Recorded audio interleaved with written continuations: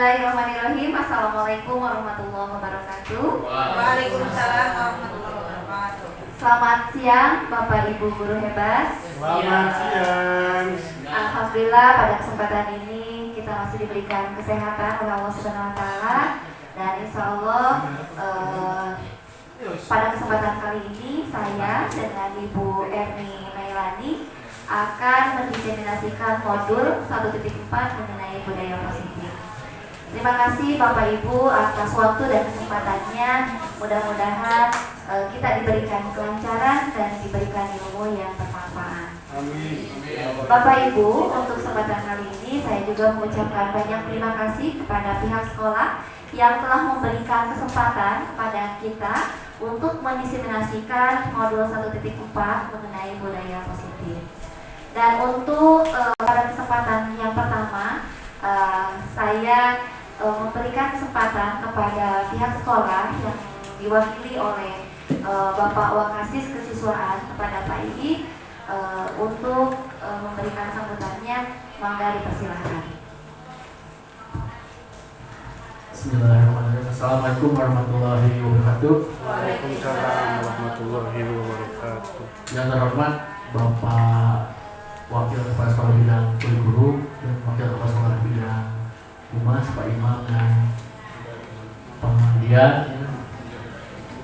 Yang terhormat Bapak Ibu Guru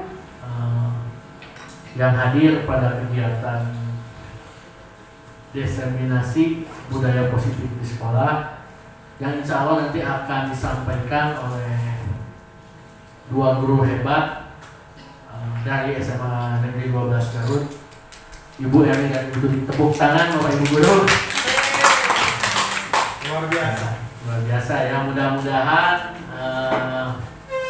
apa yang ilmu yang nanti disampaikan, berbagi ilmu ya yang disampaikan oleh Bu Tuti dan Bu Erni ini nanti bisa bermanfaat bagi kita semua, dan kita juga insya Allah bisa mendapatkan pahala ya karena sharing bidang keilmuan. Ya, tidak lupa juga sholawat serta salam mari kita curahkan limpahkan kepada junjungan Nabi besar Nabi Muhammad Sallallahu Alaihi Wasallam. Mudah-mudahan kita semua bisa mendapatkan berkah di akhir zaman nanti. Puntennya Bapak Ibu, Abdi mewakili pihak sekolah tadi sudah konsultasi dengan Bapak Dian juga, Bapak Hik aja dengan Pak Imam juga sama. Jadi saya diberikan amanah ya oleh buatkan untuk bisa membuka kegiatan hari ini harus Bapak Kepala Sekolah, tapi mohon maaf Bapak Kepala Sekolah insya Allah nanti mungkin sore direncanakan tiba di sekolah karena harus menghadiri dua kegiatan rapat KKS dan juga pengukuhan siswa kita ya Salma Wiryati di acara upacara nanti sebagai petugas pasbara. Kegiatan positif ini memang perlu ya, sangat perlu sekali diadakan, terutama kita sebagai guru yang kalau ibaratkan HP mah perlu dicas ya. Nah kita mah guru dicasnya oleh keilmuan ya. Di samping itu mungkin ada cas yang lain ya. Salah satunya adalah ya piknik gitu. Di sekolah itu salah satu cas yang lain ya. Tapi ini cas keilmuan dulu yang mungkin bisa dilaksanakan ya. Penerapan budaya positif ya jelas. Alhamdulillah sekali saya sebagai wakil kepala sekolah bidang kesiswaan melihat fenomena yang terjadi ya, khususnya di sekolah kita SMA 12 Garut. Ya saya titipkan Ibu Tuti, Ibu Erni ya, permasalahan tahun ajaran lalu yang pertama adalah permasalahan kehadiran siswa, yang kedua permasalahan mohon maaf menikah dini tahun lalu ya, ajaran lalu. Tahun ajaran ini alhamdulillah awal-awal juga sudah diberikan beberapa permasalahan kesiswaan. Ya salah satunya adalah mulai maraknya minuman keras dan penggunaan minuman keras dan narkoba di lingkungan SMA Negeri 12 khususnya peserta didik. Tidak semuanya, hanya oknum-oknumnya saja. Mudah-mudahan penerapan budaya positif ini memberikan sebuah charging ya kepada kita semua, bagaimana nanti bukan hanya berdampak kepada kita sebagai guru, namun juga bisa dipraktikkan ketika menangani problematika peserta didik. Ya, kita sebagai guru ya, saya mah sampai hari ini masih percaya bahwa mudah-mudahan kita bisa mendidik peserta didik yang ada di sekolah ini. Mudah-mudahan nanti anak-anak kita juga bisa dididik juga nanti oleh bapak ibu gurunya, baik di SD, di TK, di SMP. Jadi kita mendidik, insya Allah putra putri kita juga nanti akan dibalas lagi oleh ibu saya ku guru-guru ngadidik oke. Ya, walaupun tidak sekolah di SMA 12 gitu lah. Saya masih percaya akan hal tersebut. Ya. Jadi insya Allah ilmu yang akan disampaikan Bu Erni dan Bu Tuti pasti akan bermanfaat. Itu saya tidak perlu lama-lama lagi. Kegiatan diseminasi ini mari kita buka bersama-sama dengan membaca basmalah. Bismillahirrahmanirrahim. Tangan Bapak Ibu. Saya juga mewakili Bapak Ibu guru yang lain mendoakan Ibu Tuti dan Ibu Erni, mudah-mudahan proses pendidikan guru penggerak ini bisa berjalan dengan lancar sampai nanti sampai nanti mungkin selebrasinya ya seperti Rahman atau apapun itu. Assalamualaikum warahmatullahi wabarakatuh. Waalaikumsalam warahmatullahi wabarakatuh. Terima kasih Pak Ik atas sambutan dan sekaligus telah membuka acara diseminasi ini. Sebetulnya Bapak Ibu betul tadi kata Bapak Ik ya, recharging gitu ya. Karena memang pada kenyataannya kita semua ini sudah melakukan gitu ya. Hanya saja perlu pembiasaan lagi secara kontinu dan konsisten Bapak Ibu.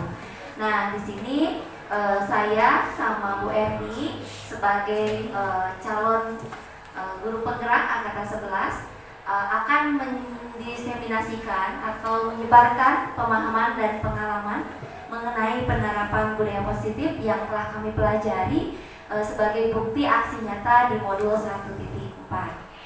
Karena Bapak Ibu untuk budaya positif di sekolah itu pasti semua sekolah, saya yakin semua sekolah sudah menerapkan budaya-budaya positif, bahkan sudah terlihat nampak di SMA 12 Garut juga, baik itu secara keseharian maupun di media-media sosial, bahwa budaya positif itu sudah kita lakukan. Hanya saja perlu pengoptimalan mungkin ya Bapak Ibu, dan perlu secara konsisten untuk menerapkannya dalam kehidupan kita sehari-hari. Baik Bapak Ibu, untuk materi pertama mengenai budaya positif akan disampaikan oleh rekan saya Bu Erni Melani, maka dipersilahkan.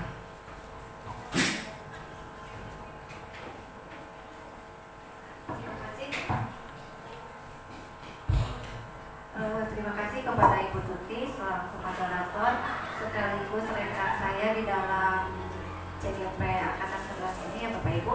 Assalamualaikum warahmatullahi wabarakatuh. Waalaikumsalam.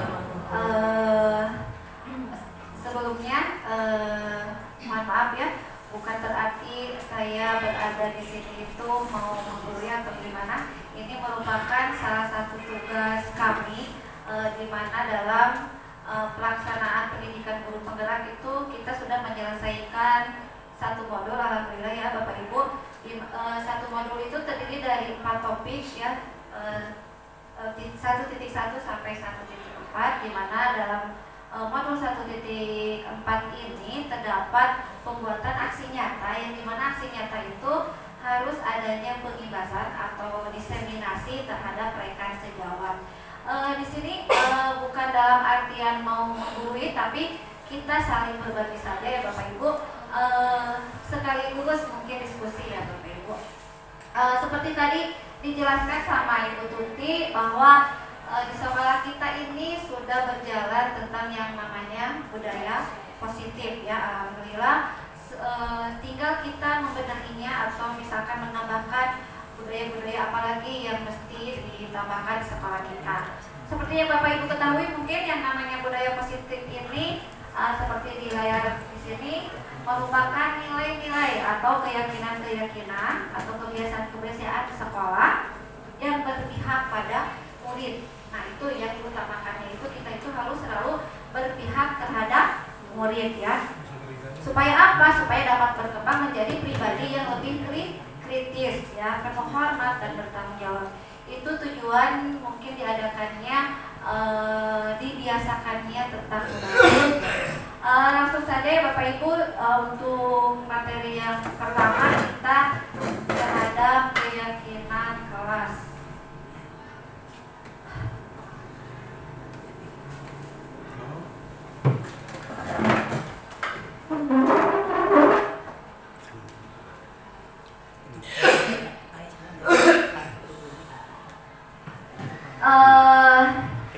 Apakah perlu speaking terlebih dahulu sebelum kita lanjut materi? Harus Boleh. Ya, Semangat. supaya lebih semangat ya Bapak Ibu, apalagi di jam-jam rawan seperti sekarang ya Bapak Ibu sudah menunjukkan jam 13. Ini ada, maaf ya Bapak Ibu, ini ininya pendek jadi sampai di sini nggak bisa maju. Ada speaking ini Bapak Ibu. Kita sambung kata ya. Kalau misalkan saya yang duluan, misalkan saya mengeluarkan kata, boleh misalkan langsung saya menunjuk misalkan Bu Siska. Bu Siska harus mengulang dari kata yang pertama yang saya sebutkan ya. Lanjut misalkan Bu Siska menunjuk rekan yang lain. Nah, yang itu menyebutkan nyambung dari awal. Jadi otomatis yang terakhir nanti harus menyimpulkan dari kata yang awal sampai akhir. Diulang. Jadi harus diulang. contoh misalkan gini, cantik, dilanjut Bu Laila misalkan, misalkan berdiri ya, nanti berdiri ya, misalkan cantik, silakan dilanjut Bu Laila. Bu Ai, enggak, jadi gini Bu Laila deh, cantik jelita, diulang lagi sampai Bu Ai, cantik jelita, apa? Ya. Jadi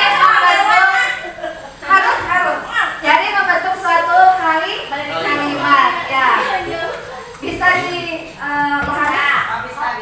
ya. Konsentrasi, Siap konsentrasi. jawab yuk. Oh ya, siap. Konsentrasi dimulai. Garut, bulan berdiri, Garut Pangirutan. silakan tunjuk tempatnya bulan selanjutnya siapa? Pangirutan.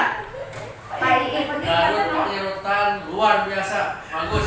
iya, selanjutnya Pangirutan luar biasa dan hebat. iya, selanjutnya bagus. Garut Pangirutan luar biasa hebat mantap. Ya, baik. Garut Pangirutan. Pangirutan hebat. Biasa. Dibalik. Oke, Mulai berpanjang. Garut Pangirutan hebat luar Pisana. mantap. Tunjuk siapa lagi? Oke, Bu Lisna. Mangga Bu Risna. Garut Pangirutan luar biasa mantap.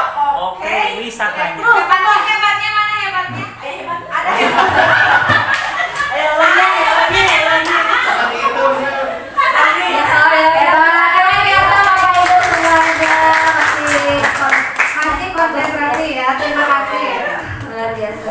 Jangan terlalu panjang, nggak susah diingat. 5 kata. Harusnya satu kata ya Bapak Ibu. Yaudah, nanti kita SPK lagi ya. Kita lanjut ke materinya. Yang pertama yaitu keyakinan kelas. Kami pasti Bapak Ibu sudah pernah yang namanya membuat keyakinan. Apakah pernah Bapak Ibu membuat keyakinan kelas atau mungkin kata lainnya kesepakatan kelas ya? Kalau kita pernah ya mungkin ya. Mungkin yang dinamakan dengan keyakinan kelas itu, ini pengertiannya ya Bapak Ibu, keyakinan kelas merupakan nilai-nilai kebajikan atau prinsip-prinsip universal yang disepakati bersama ya. Itu terlepas dari latar belakang suku, negara, bahasa maupun agama ya. Terus menurut dosen suatu keyakinan akan lebih memotivasi seseorang dari dalamnya. Jadi itu terbentuk bukan dari atas ekstrinsik ya Bapak Ibu, dukungan itu dari dalam diri kita atau dari dalam siswa. Seseorang akan lebih bersemangat untuk menjalankan keyakinannya daripada hanya sekadar mengikuti serangkaian peraturan. Nah, di sini ada kata peraturan sama keyakinan kelas. Apakah sama? Yang dinamakan peraturan dengan keyakinan kelas sama tidak? Beda ya, betul ya Bapak Ibu. Saya yakin Bapak Ibu sudah paham, apalagi di sini sudah bukan tebut banyak dari lulusan-lulusan CGP sebelumnya. Mohon maaf sebelumnya bila apabila yang dikatakan saya kurang ini ya. Oh iya, lulusan CGP yang pertama, ada yang kedua sama yang ketujuh ya. Terima kasih Bapak Ibu. Atas atas CGP pertama, lulusan yang kedua Pak Agus Supri, yang ketujuh Ibu Teni. Terima kasih atas kehadirannya. Mohon bimbingannya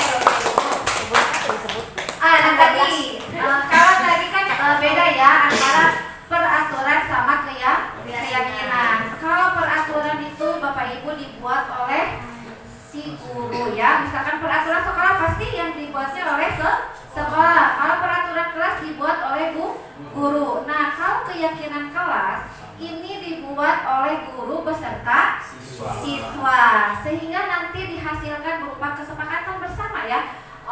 Nah, kalau peraturan itu ada yang namanya misalkan kalimatnya itu berupa kalimat negatif kalau peraturan ya. Kalau positif itu adalah kalimat untuk keyakinan kelas. Contohnya gimana ya Bapak Ibu? Mungkin di sini kan ada yang guru bahasa Indonesia lebih tahu apa itu misalkan kalimat positif ya ataupun kalimat negatif. Betul ya Bu Risa ya, Bu Ana, ada kalimat positif dan negatif. Seperti ini, pernah mendengar suara ya? Dilarang membuang sampah sembarangan. Itu termasuk kalimat negatif karena dilarang membuang sampah. Nah, kita bentuk menjadi kalimat ataupun kata positif. Supaya apa? Kan katanya nanti prinsipnya itu adalah universal. Jadi tidak dibuat dalam misalkan kalimat panjang. Supaya apa? Nanti ada aturan-aturannya. Bagaimana cara membuat keyakinan kelasnya ya? Tadi, maaf salah. Nah ini ya, ada cara-cara pembentukan keyakinan kelas. Yang pertama, keyakinan kelas bersifat abstrak ya, dari peraturan yang lebih rinci. Kalau peraturan itu lebih konkret. Yang kedua, keyakinan kelas berupa pernyataan-pernyataan yang universal. Nanti kita contohkan yang tadi ya. Yang selanjutnya adalah pernyataan keyakinan kelas senantiasa dibuat dalam bentuk positif ya. Terus keyakinan kelas hendaknya tidak terlalu banyak sehingga mudah diingat dan dipahami. Terus semua warga kelas sebaiknya ikut berkontribusi dalam membuat kegiatan kelas lewat curah pendapat. Yang terakhir yaitu bersedia meninjau kembali keyakinan kelas dari waktu ke waktu. Kembali lagi kita ke contoh tadi ya. Kan dicontohkan berupa peraturannya itu tadi dilarang buang sampah sembarangan. Kita buat kira-kira keyakinan yang pas kalimatnya apa dari kalimat peraturan tadi. Boleh Pak, silakan. Tempatnya. Betul, maaf ya ininya nggak nyampe. Boleh langsung. Bawa sama pada tempatnya. Ya betul, apalagi bisa masih ada. Baik Pak, ada kalimat yang lain selain misalkan buanglah sampah pada tempatnya. Menjaga kebersihan kelas. Oh betul, jagalah kebersihan kelas. Nah itu ya. Jadi jangan dulu. Oh ya udah. Jadi itu contoh dari kalimat positif dan kalimat negatif. Kebanyakan kan kita kalau misalkan seorang guru, apalagi pernah saya membuat keyakinan di kelas ya, jadi menggunakan kalimat-kalimat yang negatif ya. Jadi itu kan lebih ke aturan ya. Jadi itu bukan kesepakatan bersama antara guru dengan siswa, melainkan hanya sepihak. Nah untuk itu, untuk kedepannya saya yakin Bapak Ibu bisa misalkan menggunakan kelas dengan membuat keyakinan kelas masing-masing dengan menggunakan kalimat positif. Seperti di sini berupa peraturan. Kita buat menjadi suatu keyakinan kelas. Bisa dilihat yang pertama kalimatnya adalah selalu kembalikan buku ke tempatnya. Ini masih banyak ya Bapak Ibu, belum universal, belum kalimat positif. Maka kita buat jadi menjadi keyakinan kelasnya apa? Tanggung jawab, apalagi bisa betul ya, disiplin ya. Itu. Nah, kalau selanjutnya dilarang mengganggu orang lain. Kalimat positifnya kita buat menjadi menghargai. Ya bisa ya. Ya betul Bapak Ibu. Terus yang selanjutnya hadir di sekolah 15 menit sebelum pembelajaran dimulai. Kalimat positifnya kita buat tepat waktu, bisa disiplin ya. Ya. Jadi Bapak Ibu nanti bisa menggunakan salah satu dari kalimat atau kata universal tersebut ya. Kalimat positifnya. Dilarang melakukan kekerasan. Itu untuk keselamatan. Kayak gini nih kan ya. Iya, nah seperti itu. Jadi apalagi ya. Terus yang selanjutnya bisa.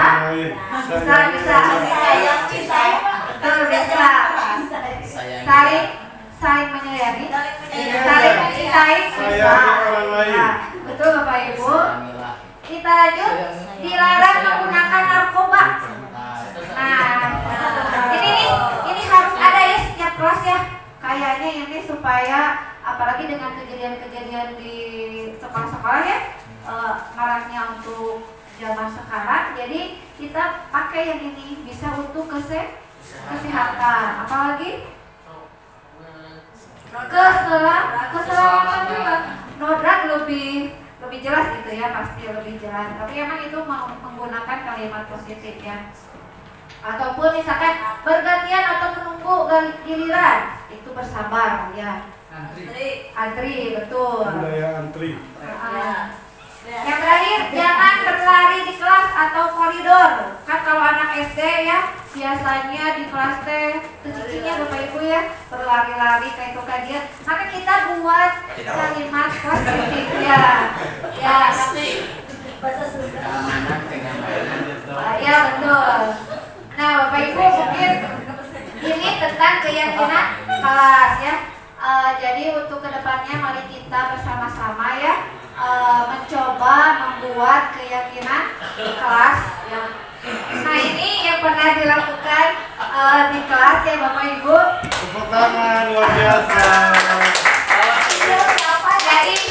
Jadi kita bisa menggunakan yang pertama kita rumuskan dulu ya, membuatnya peraturan seperti itu.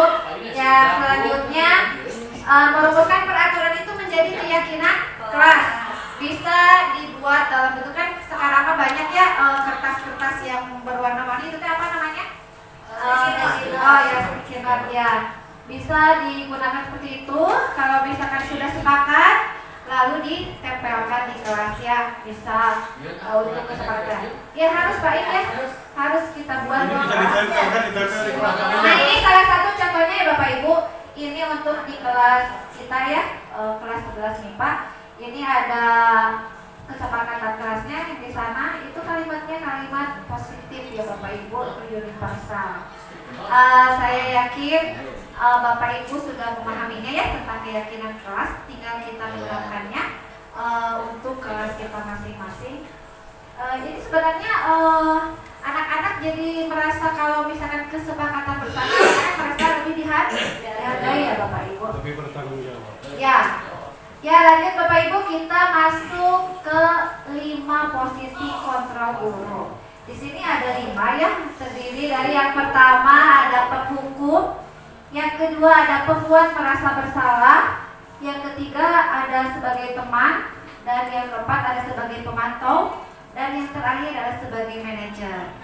Sebelum kita memposisikan atau merefleksikan nanti ya, misalkan kita itu termasuk yang mana nih ya, kita akan perhatikan dulu. Di sini kebetulan ada videonya ya Bapak Ibu yang kami dapatkan dari pendidikan penggerak ini.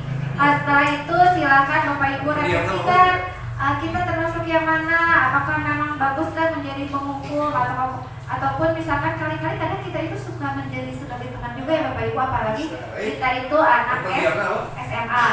Ya silakan kita Bapak Ibu kita perhatikan dulu ya videonya. Itu Asik. Bu, sebentar. Itu gimana? ada yang harus dijelaskan poin yang pembuat merasa bersalah itu maksudnya apa? Jadi gini, misalkan ada siswa yang terlambat ya, ataupun ada siswa yang tidak mengerjakan tugas ketika datang ke kelas, atau misalkan ketika mau menyetorkan tugas ternyata saya belum, misalkan kan kalau penghukum langsung ya udah silakan tulis misalkan atau push up ya betul ya. Jadi contohnya push up misalkan 10 kali itu kalau penghukum. Kalau pembuat merasa bersalah, si anak itu jadi kayak gini pertanyaannya, kenapa kamu sayang ibu enggak misalkan, atau sayang orang tua tidak misalkan, kenapa kamu tidak menyelesaikan tugasnya gitu. Jadi si anak teh komunikasi dulu berarti. iya, kalaupun misalkan yang kesiangan tidak, kamu lari di lapang basket misalkan 20 ini, nanti ada videonya ya Pak Dian lebih jelas, jadi lebih kena ke kitanya. Aduh ternyata kita teh termasuknya yang ini ya. Terima kasih Pak Dian. Lanjut ke videonya, kita ini dulu. 5 posisi kontrol itu adalah 1. Posisi penghukum, 2. Posisi pembuat merasa bersalah, 3. Posisi teman, 4. Posisi pemantau atau monitor, dan 5. Posisi manajer. Untuk lebih memahami kelima posisi tersebut, mari kita saksikan kasus Naren yang terlambat hadir 20 menit di sekolah dan melihat bagaimana kelima posisi kontrol dalam menghadapi masalah tersebut.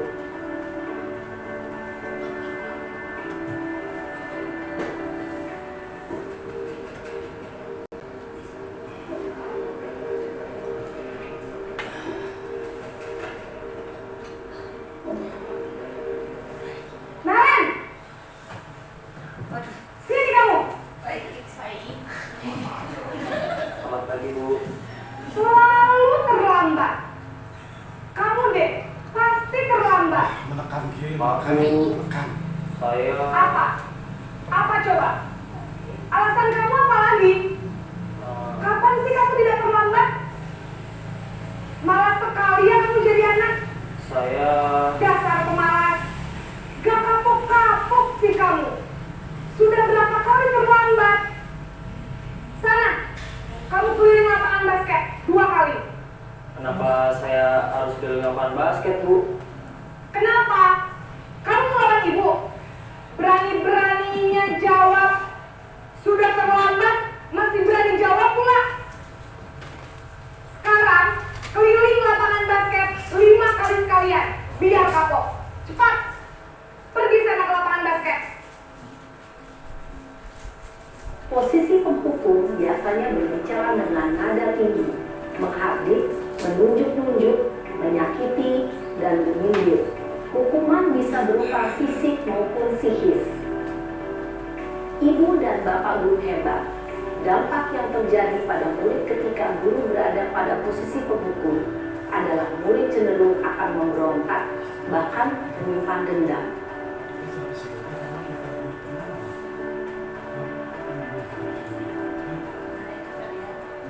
Ini yang ditanyakan sama dia ya. Kalau ujung-ujung tanya ke dalam begitu, mahal begitu, itu naon, gitu lah. Naren, Ayo penghukum aja. Selamat pagi Bu.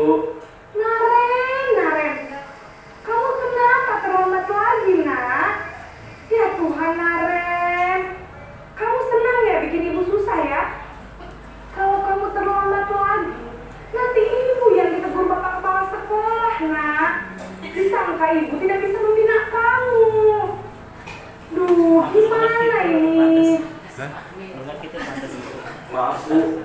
Duh, Gusti Naren, kamu suka ya kalau ibu ditegur bapak kepala sekolah? Terus, sekarang ibu harus tulis apa yang di buku absen? Ini kamu sudah sering terlambat loh. apa coba? Maaf Bu, maaf sekali. Ya sudah, lain kali jangan bikin ibu susah lagi.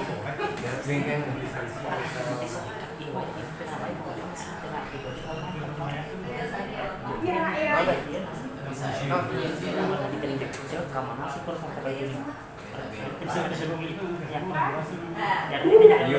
Akan kuat lagi kalau kamu begini terus. Bisa jantungan kalau ibu bapak kepala sekolah. Sana cepat kelas. Maaf ya Bu, maaf sekali. Oh, jadi supaya anak-anak lebih sadar. Posisi pembuat rasa bersalah berbicara dengan nada tenang, cenderung lembut. Namun kata-kata yang diutarakan membuat murid merasa menjadi orang yang gagal, memandang buruk dirinya sendiri, merasa tidak berharga, dan tidak sanggup membahagiakan orang lain. Ketika guru mengambil posisi pembuat rasa bersalah, murid akan menganggap dirinya yang bersalah dan ia akan menyimpan emosi negatif tersebut di dalam dirinya.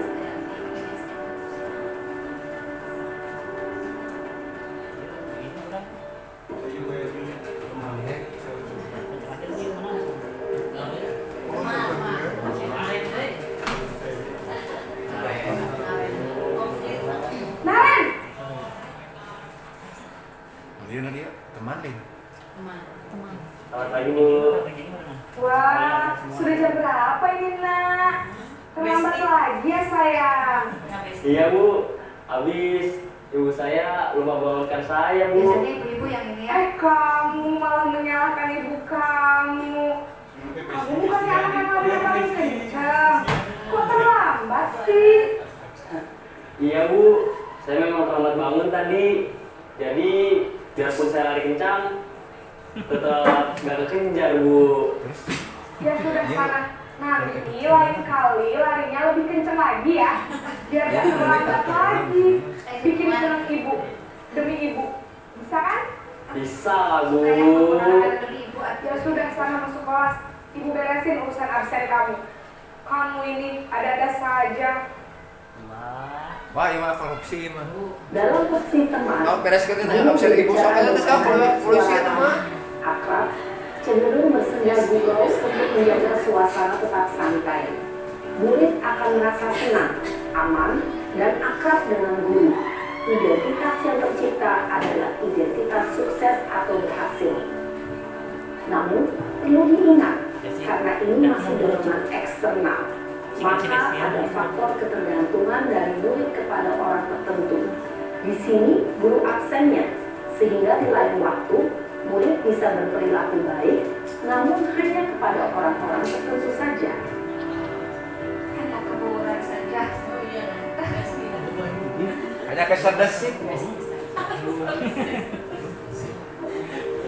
Ini yang keempat ya Bapak Ibu, yang pemantau. Ya kumah yuk, Masya Allah. Naren! Aduh, Baru kamu udah pentingin. Selamat pagi Bu. Naren, apa peraturan sekolah kita tentang jam berapa kita harus masuk sekolah, nak? Kita harus di sekolah jam 7 Bu. Iya, betul. Sekarang sudah jam 7.20. Naren sudah tahu konsekuensinya jika terlambat hadir. Paham Bu, saya harus tinggal kelas pas jam istirahat selama 20 menit. Iya, benar. Konsekuensinya demikian. Jadi nanti jam 9.30 pas istirahat, kamu harus tinggal di kelas, kerjakan tugas tambahan untuk ketertinggalan kamu, ya? Baik Bu. Ini sepertinya baik ya. Baik. Posisi pemantau adalah perhitungan atau data untuk mengontrol murid. Guru mengarahkan murid berdasarkan peraturan dan konsekuensi. Seorang pemantau menunjukkan bahasa tubuh dan ekspresi wajah yang datar dan cenderung formal. Sedangkan baik mah. Nah ini posisi yang paling di atas ya Bapak Ibu. Paling baik.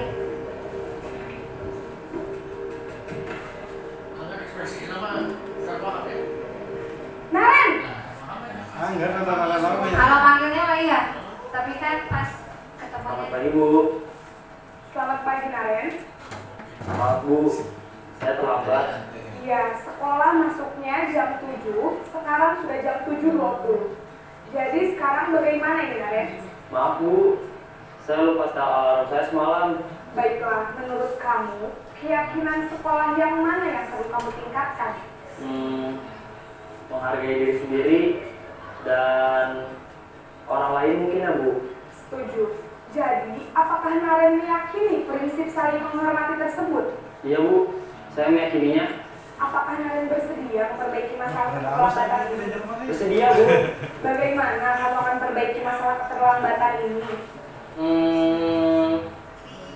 Saya akan coba untuk tidak lupa menyetel alarm saya Bu. Baik, kalau Naren lupa menyetel alarm di rumah, ada orang yang kira-kira bisa bantu mengingatkan tidak? Ada Bu, kakak saya, Kak Emma. Ada lagi selain Kak Emma? Selain Kak Emma, ada ibu saya. Baik, jadi yang mengingatkan Naren adalah Kak Emma dan ibu kalian. Kira-kira akan mulai setel alarm kapan nih, Naren? Setelah pulang sekolah, akan segera saya lakukan. Baik, jadi Naren akan setel alarm untuk bangun besok pagi dan akan diingatkan oleh kakak dan ibunda Naren ya. Ada lagi yang mungkin perlu dilakukan Naren agar tidak terlambat bangun lagi? Tidak ada Bu. Baik Naren, terima kasih untuk kerjasama kamu. Sekarang kamu perlu kembali ke kelas untuk belajar. Baik Bu, terima kasih. Posisi manajer adalah posisi kontrol yang disarankan untuk memimpin murid memiliki sikap disiplin yang positif, yaitu murid yang mandiri, bertanggung jawab, dan dapat memecahkan masalah. Tujuan dari posisi ini adalah agar murid dapat merefleksi atas tindakannya. Guru akan menginus memberikan pertanyaan-pertanyaan bermakna, sehingga membuat murid dapat belajar dari kesalahannya dan mencari sebuah solusi untuk menyelesaikannya. Ibu dan Bapak guru hebat, setelah mengamati adegan kelima posisi kontrol tadi, kira-kira posisi mana yang paling ideal? Posisi mana yang dapat menunjang motivasi intrinsik murid? Ya, tentu posisi manajer. Posisi ini memang posisi ideal yang ingin dituju setiap pendidik. Pada posisi inilah, guru dapat menerapkan disiplin positif yang berpihak pada murid, yang memerdekakan murid. Perjalanan seorang pendidik tentunya tidak mudah untuk sampai pada posisi seorang manajer. Namun, tujuan kita pasti, yaitu menciptakan murid-murid yang mandiri, merdeka, dan bertanggung jawab. Semoga penggambaran 5 posisi kontrol yang telah diperlihatkan ini dapat menjadi ajang refleksi bagi kita semua, agar dapat terus mengasah dan menerapkan disiplin positif yang memerdekakan murid. Mari terus berlatih dan bersemangat. Selamat menerapkan. Salam dan bahagia Ibu dan Bapak Guru. Ya, Bapak Ibu, itu tadi 5 posisi kontrol guru ya. Kira-kira kalau misalnya kita refleksikan, kita posisi yang mana nih kebanyakan? Ini ada kelebihan dan kekurangan juga tentunya ya. Selain tadi yang paling baik itu adalah posisi manajer. Tapi mungkin tidak terlepas bahwa kita itu sebagai manusia biasa kadang sulit mungkin ya, belum kesampaian mungkin kalau untuk posisi manajer. Tapi siapa tahu kedepannya kita dari waktu ke waktu ya bisa menjadi sebagai posisi manajer. Yang ini otomatis yang pertama tadi kan ada posisi penghukum ya Bapak Ibu. Mudah-mudahan di sekolah kita tidak ada yang guru seperti itu ya Bapak Ibu, tidak ada yang penghukum, karena itu akan membuat siswa itu menjadi penendang ya. Nah ini bisa pernyataan-pernyataan untuk nanti kita gunakan ketika misalkan kita mau atau misalkan ada siswa yang tidak mengerjakan tugas ataupun ada kesalahan-kesalahannya yang dilakukan oleh siswa kita ya Bapak Ibu. Ini contoh pembuat merasa bersalah, penghukum, teman, pemantau, manajer ada ya. Bapak Ibu juga bisa mencarilah di Google ya bagaimana kata-kata yang pas ya. Ya, diribut. Nah itu untuk 5 kontrol posisi guru. Yang terakhir untuk yaitu tentang kebutuhan manusia Bapak Ibu. Saya kira tadinya ketika saya mengikuti modul ini kan ada kebutuhan manusia, dikira itu kebutuhan manusia secara ekonomi ya Bapak Ibu, ada primer, sekunder, tersier. Ternyata ada 5 kebutuhan dasar manusia itu. Yang pertama apa Bapak Ibu? Bertahan hidup. Ya, bertahan hidup. Ya, itu survival. Yang kedua, Kasih sayang. yang ketiga, Kebebasan. ya, yang keempat ada kesenangan, dan yang kelima ada penguasaan. Untuk bertahan hidup tadi seperti yang dikatakan Ibu tadi, survival, kita itu bagaimana cara mempertahankan hidup kita ya. Ada definisi apa Pak Imam? Supaya tetap hidup. Supaya tetap hidup. Pengertiannya untuk bertahan hidup, silakan. hidup. Nah, ini pengertian kebutuhan bertahan hidup di mana kita itu adalah kebutuhan yang bersifat fisiologis untuk bertahan hidup. Misalkan kesehatan, rumah, makanan. Ini lebih ke kebutuhan yang tadi disebutkan ya, antara primer, sekunder, tersier, bagaimana kita memenuhi kebutuhan tersebut. Yang kedua adalah kebutuhan kasih sayang. Siapa sih yang gak mau disayangi ya? Ataupun kita itu harus memberikan kasih sayang, terlepas itu ke anak, ke keluarga, ataupun ke siswa kita ya. Jadi kasih sayang. Jadi kebutuhannya itu merasa diterima. Ketika siswa kita disayangi sama kita, mereka itu merasa diterima sama kita ya. Yang selanjutnya yaitu penguasaan atau kebutuhan pengakuan. Kadang kan siswa juga, ada saya teh mampu misalkan dalam bidang ini atau dalam bidang matematika, siswa tersebut itu perlu pengakuan dari kita sebagai guru ataupun pengakuan dari teman-temannya. Begitupun dengan kita ya Bapak Ibu, kadang kita juga merasa inginlah diakui bahwa kita itu mampu. Yang keempat adalah kebutuhan akan pilihan atau kebebasan, di mana ini adalah kebutuhan akan kemandirian, otonomi, memiliki pilihan, mengendalikan arah hidup seseorang. Nah, anak-anak ini mempunyai kebebasan yang tinggi ya. Kadang kan anak-anak inginnya bebas sebebasnya, misalkan kayak kumaha anjeunna wela lamun. Iya, tapi kan harus terbatas, terarahkan oleh kita sebagai gurunya. Meskipun kita itu harus memfokuskan misalkan didahulukan kebutuhan murid ya, tapi itu dalam batasan-batasan tertentu. Yang terakhir yaitu kesenangan atau kebutuhan untuk merasa senang. Siapa sih yang tidak mau senang? Kan kita pengennya senang dan bahagia. Sama dengan siswa kita juga ya Bapak Ibu. Kita itu dalam keseharian kan ingin merasa tetap ada dalam keadaan sehat ya, senang, bahagia, apalagi dengan siswa. Terlepas itu dari permasalahan-permasalahan yang dihadapi. Nah ini kan mereka juga kan mencari kesenangan, bisa bermain atau tertawa bersama rekannya, ataupun misalkan dengan kita. Kadang kan kita juga selagi mengajar, kadang menyelipkan supaya tidak bosan atau boring. Seperti tadi ada speaking ataupun supaya mereka tetap dalam keadaan bahagia atau senang. Ya, terima kasih Bapak Ibu, itu penyampaian dari saya. Nanti ada dilanjutkan sama rekan saya Ibu Tuti.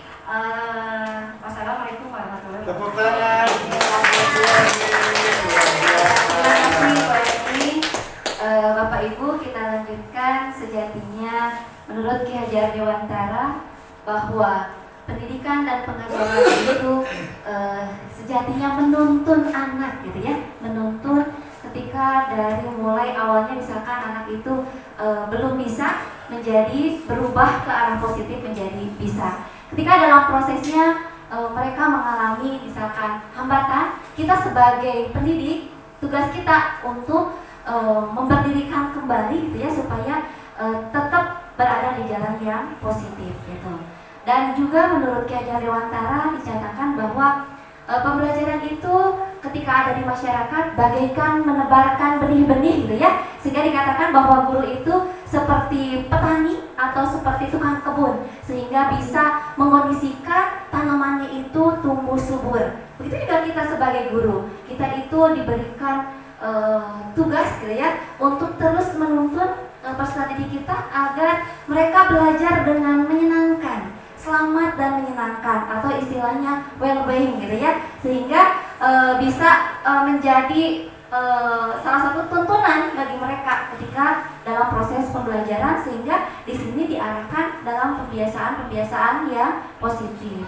Tentu ketika pembiasaan positif itu kita programkan dalam program sekolah, dalam program wali kelas, ini tentu harus ada pembiasaan yang terus kontinu dan juga terus direfleksikan. Ketika pembiasaan tersebut kita laksanakan secara konsisten dan juga peran guru telah kita laksanakan, juga 5 kebutuhan siswa tadi sudah dipenuhi. Kita juga guru, tidak hanya siswa Bapak Ibu, jadi kita juga guru harus memenuhi 5 kebutuhan dasar tadi. Tidak hanya kita sebagai guru misalkan memenuhi kebutuhan dasar siswa, tidak, kita juga sebagai guru harus terpenuhi 5 kebutuhan dasarnya.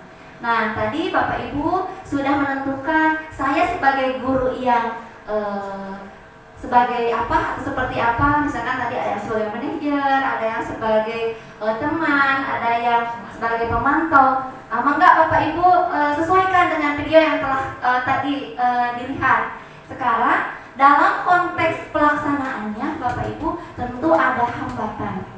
Ya, ada hambatan, sehingga ada permasalahan yang perlu diselesaikan, baik itu dalam kegiatan pembelajaran maupun dalam kegiatan sehari-hari. Dalam proses penyelesaiannya ada materi yang telah kami pelajari, yaitu mengenai segitiga restitusi. Segitiga restitusi ini menciptakan kondisi bagi murid untuk memperbaiki kesalahan sehingga mereka bisa kembali gitu ya pada kelompok mereka dengan karakter yang lebih kuat. Walaupun telah melakukan kesalahan, tetapi karena tadi tugas kita menuntun, ketika ada yang salah gitu ya, dikembalikan lagi ke posisi yang seharusnya, yaitu posisi yang positif. Nah, melalui restitusi ini, guru harus membantu murid menjadi memiliki tujuan gitu ya. Tujuannya tentu tujuan disiplin positif serta memulihkan dirinya setelah mereka berbuat salah. Dan juga harus membantu murid untuk jujur pada diri sendiri. Ini intrinsik ya motivasinya, sehingga bisa mengevaluasi dampak dan kesalahan yang mereka lakukan. Segitiga restitusi itu berupa di sini ada tahapan yang pertama, yaitu menstabilkan identitas ya. Jadi stabilkan dulu identitasnya mereka. Terus yang kedua, validasi tindakan yang salah, bahwa mereka atau tindakan yang mereka lakukan itu kurang tepat sehingga perlu diluruskan lagi ke yang seharusnya, dan juga menanyakan keyakinan yang sebenarnya yang mereka langgar ketika mereka tadi sebelumnya sudah membuat kesepakatan kelas. Keyakinannya apa nih yang mereka langgar, sehingga perlu diperbaikinya dengan cara yang bagaimana, gitu Bapak Ibu.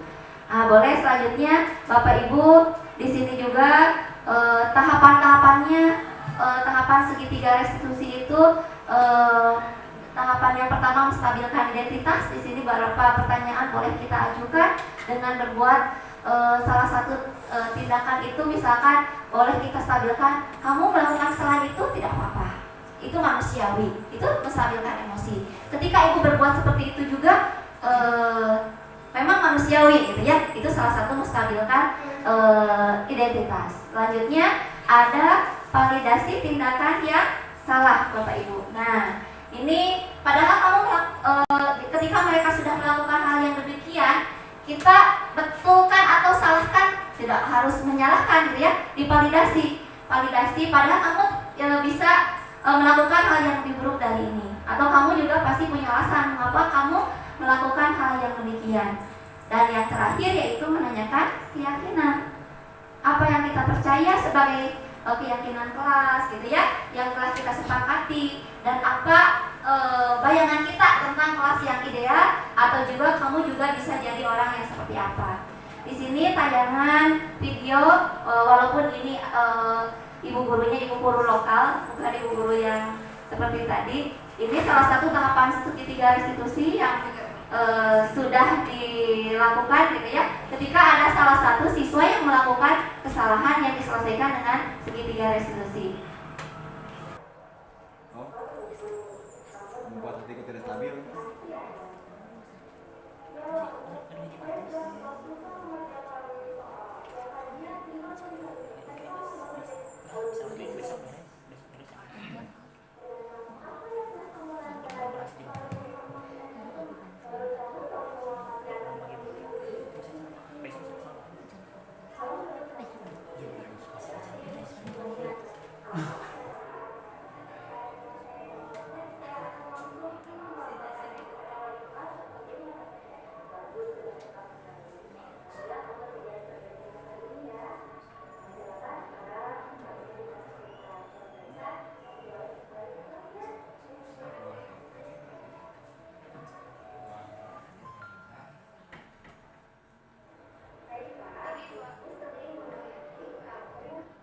Kasus yang kedua, Bapak Ibu, ini kasus yang berbeda. Anak tertidur ketika jam pelajaran.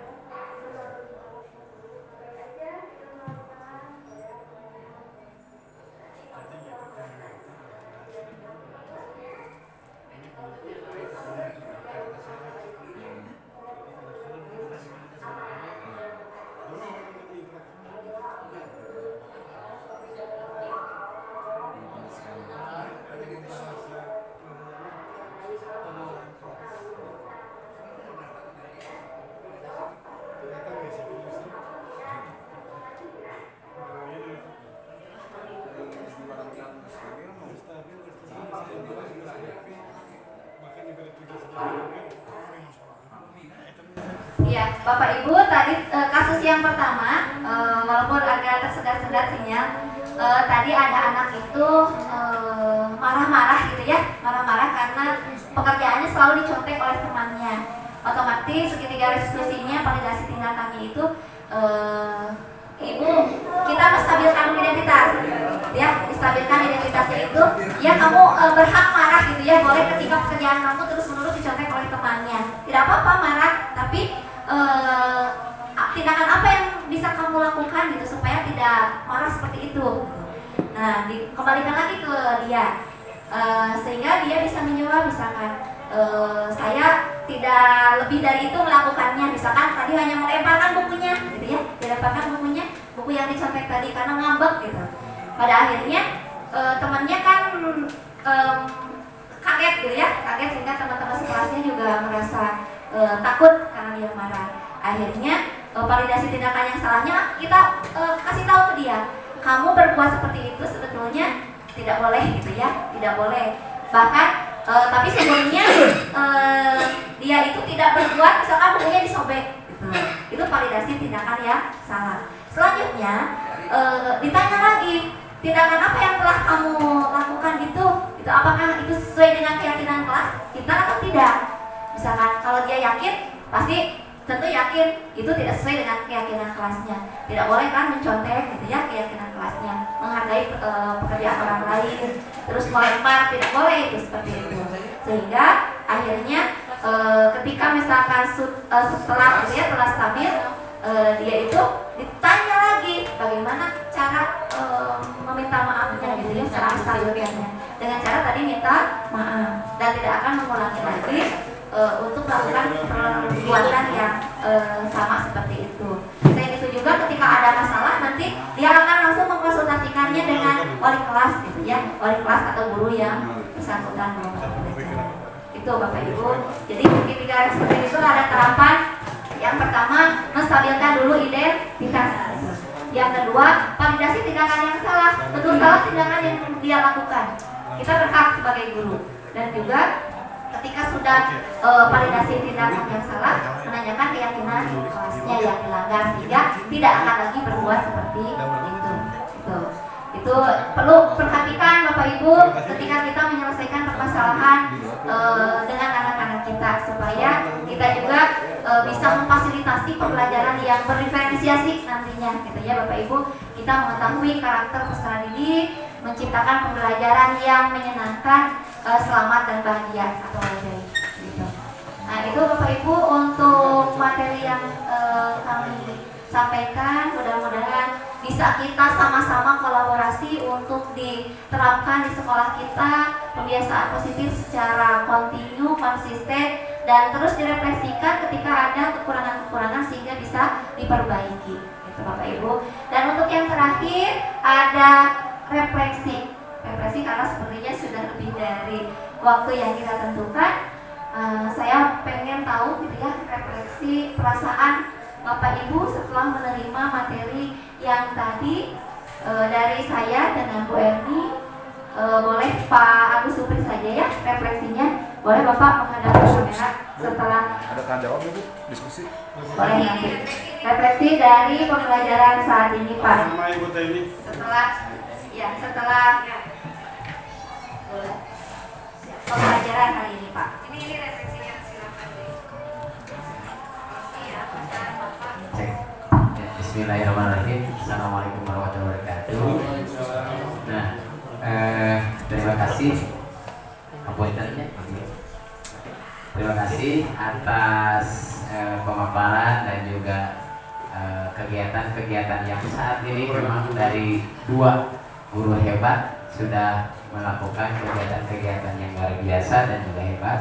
Perasaan saat ini bagi saya pribadi ya sangat senang, sangat bangga menjadi ada orang-orang yang tambah memberikan aura positifnya kepada kita, kepada kegiatan-kegiatan yang memang budaya positif ini makin luar biasa dan istimewa bagi saya, dan juga bagi kegiatan-kegiatan yang insya Allah akan menjadi bahasa dan dampak positif yang sangat luar biasa. Itu untuk perasaan saya sendiri, bangga dan istimewa, bahkan menjadi luar biasa. Walaupun awalnya terpaksa, akhirnya biasa, bisa, dan luar biasa. Itu ya. Kemudian untuk selanjutnya boleh dari Bu Dewi. Untuk yang lain, untuk saya satu aja ya dari perasaan. Iya, terima kasih Pak Agus ya. Selanjutnya Bapak Ibu Teni Siti Liawati untuk refleksinya maka Bu. Ya. Terima kasih ibu-ibu guru hebat, luar biasa sekali ya. Semoga nanti di angkatan selanjutnya mendapatkan nilai yang sangat memuaskan. Ya. Bapak Ibu yang saya cintai, dari refleksi yang kedua setelah mengikuti materi atau pembahasan dan diseminasi hari ini, saya jadi paham bahwa yang sudah dijelaskan sangat luar biasa sekali dari tadi, mulai dari 5 posisi kontrol sebagai pendidik seperti apa. Yang pertama tadi ada sebagai penghukum, kedua pemantau, ketiga teman, keempat pembuat merasa bersalah, dan kelima adalah sebagai manajer. Selanjutnya ada juga tiga restitusi, ya. Dan kita bagaimana membuat atau melaksanakan aksi nyata dari kesepakatan kelas, ya. Semoga Bapak Ibu bisa melaksanakannya bersama, kesepakatan atau keyakinan kelas di sekolah tercinta kita ini. Demikian, terima kasih. Assalamualaikum warahmatullahi wabarakatuh. Terima kasih Bu Teni. Tepuk tangan Bapak Ibu buat Bu Teni sama Pak Agus. Yang terakhir satu lagi dari Bapak Saiful Imam, boleh ya targetnya Bapak, boleh ya apa nih buat sekolah kita ke depannya gitu supaya kebiasaan positif bisa berjalan di sekolah kita dengan baik. Ya, targetnya setelah kita mengikuti kegiatan presentasi ini, kebetulan kami merasa bahwa di sini banyak hal yang perlu diatasi, ya, banyak masalah-masalah siswa yang menimpa, berbagai hal yang cukup rumit juga begitu, sehingga dengan adanya teknik restitusi ini kita berharap kita bisa setidaknya mengurangi ya gitu ya, apalagi bisa sampai mengatasi semua masalah ini dengan pendekatan yang sangat bagus gitu ya, pendekatan yang luar biasa, sehingga anak itu merasa dimanusiakan gitu ya, walaupun mereka jelas-jelas melakukan kesalahan, banyak melanggar kesepakatan kelas, konsekuensi maupun juga peraturan dan tata tertib, tetapi mereka bisa diperlakukan dan tidak ada rasa dendam tentu saja, karena memang bisa saja mereka itu menjadi sadar, bahkan mungkin bisa diatasi masalahnya, tetapi rasa trauma itu adalah sesuatu yang kadang tidak bisa dihilangkan gitu ya. Walaupun mungkin mereka sudah keluar dari sekolah ini, bahkan mungkin sudah ada di masyarakat, tetapi kalau dengan teknik yang tepat begitu ya, kita berharap hal ini tidak ada ekses yang negatif lainnya. Terima kasih. Terima kasih Bapak Saifullah. Bapak Ibu boleh tepuk tangan buat Bapak. Terima kasih. Sekaligus juga mungkin menutup gitu ya kegiatan diskusi pada hari ini. Tanya jawabnya boleh Pak Gun nanti dilanjutkan ya. Untuk penutup pada hari ini, Bapak Ibu, mari kita bersama-sama berkolaborasi karena tidak ada artinya saya jika tidak membentuk kita, gitu ya. Jadi kita perlu kolaborasi, saling mendukung demi mewujudkan disiplin positif di sekolah kita sehingga dapat menciptakan gitu ya atau mewujudkan siswa yang memiliki karakter profil pelajar Pancasila dan mewujudkan pembelajaran yang berdiferensiasi dan memfasilitasi belajar mereka sesuai dengan kodrat alam dan kodrat zaman. Begitu Bapak Ibu, untuk hari ini mohon maaf apabila ada salah-salah kata dari kami berdua. Saya Tuti Quraisin dan rekan saya Ibu Erni Mailani. Cukup sekian. Wassalamualaikum warahmatullahi wabarakatuh.